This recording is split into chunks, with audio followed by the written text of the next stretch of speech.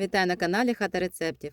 Готуємо ніжні та ароматні гарбузові сінабони з корицею. Звісно, для цього рецепту нам знадобиться гарбуз невеликого розміру. Ми його розрізаємо, видаляємо із середини все насіння. Далі два варіанти. Або його можна запекти в духовці, або, як я пропоную, у мікрохвильовці. 10-15 хвилин під кришкою буде достатньо, щоб він став м'яким. Через 15 хвилин гарбуз повністю готовий. За допомогою ложки виймаємо всю м'якоть середини. Друзі, якщо вам подобаються мої відеорецепти, підписуйтесь та ставте лайк. Це допомагає розвинути мій канал. Далі товкачкою або ось так просто ложкою переминаємо його у пюре та даємо трохи охолонути. Тим часом підготуємо опару для тіста.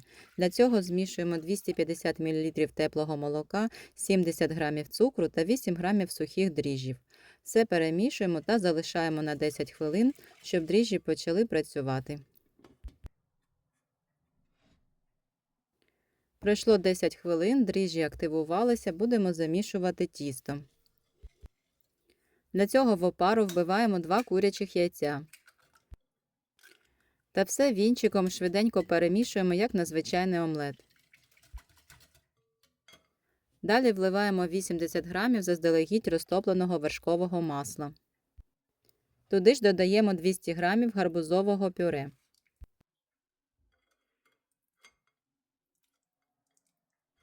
Все ще раз гарно перемішуємо вінчиком до однорідної консистенції.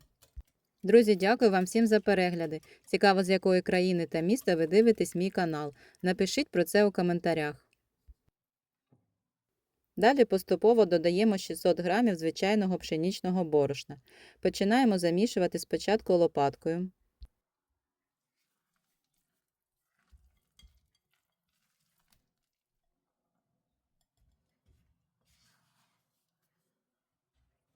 Коли додали майже все пшеничне борошно, починаємо замішувати тісто руками.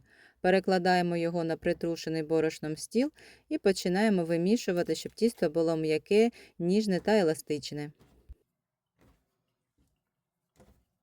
До речі, друзі, вологість м'якоті гарбуза залежить від його сорту. У мене пюре дуже водянисте, тож я використала для замісу тіста 620 г борошна.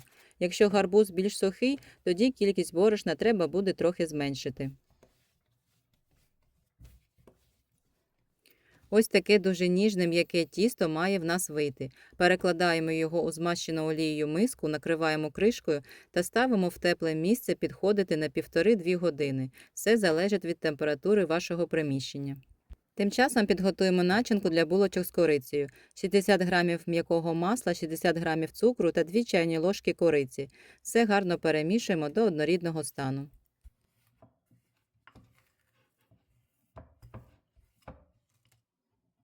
Змащувати зверху сінабони сьогодні я вирішила збитими вершками. 150 мл холодних вершків та 40 г цукру починаємо збивати міксером. Збиваємо до стану такого густого пишного крему.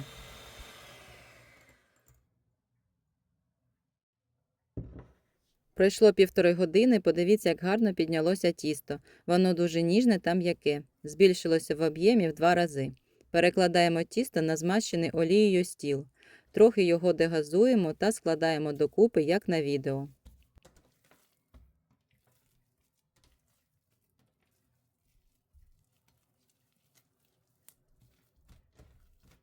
Приминаємо тісто руками та далі будемо його розкачувати скалкою у прямокутник.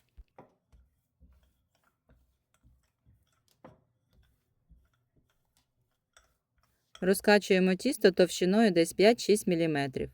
Далі розподіляємо підготовлену начинку по всій поверхні тіста. Та загортаємо все тісто у рулет.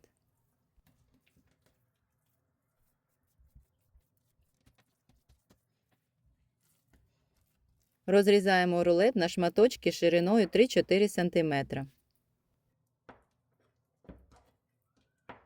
Як бачите, тісто дійсно вийшло дуже ніжне. Обережно перекладаємо наші майбутні сінабони у форму для випічки.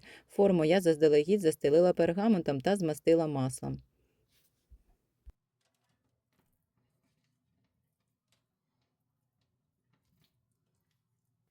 Викладаємо булочки не дуже щільно одна до одної, тому що в процесі розстойки вони будуть підніматися.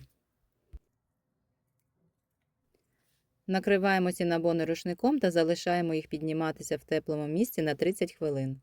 У мене пройшло 20 хвилин, сінабони гарно піднялися, відправляємо їх випікатися у розігріту до 180 градусів духовку на 20-25 хвилин. Подивіться, які гарні та рум'яні сінабони в нас вийшли. Виймаємо гарбузові сінабони з форми, перекладаємо на тарілку та чекаємо, коли вони трохи охолонуть. За бажанням зверху можна притрусити цукровою пудрою. Тим часом друга партія булочок теж готова. Даємо їм повністю охолонути та змащуємо збитими вершками.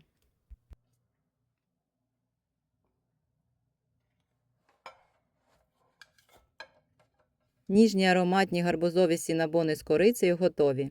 Випічка з гарбузом виходить в міру вологою, пухкою, з яскравим жовто-осіннім кольором. Подивіться, як гарно пропеклося тісто. Гарбузові булочки вийшли дуже м'якими та пухкими. Аромат кориці наповнює всю хату. Такі сінабони хочеться смакувати з філіжанкою кави або смачного чаю. Друзі, обов'язково спробуйте приготувати такі гарбузові сінабони та напишіть в коментарях, як вам цей рецепт. І смачного!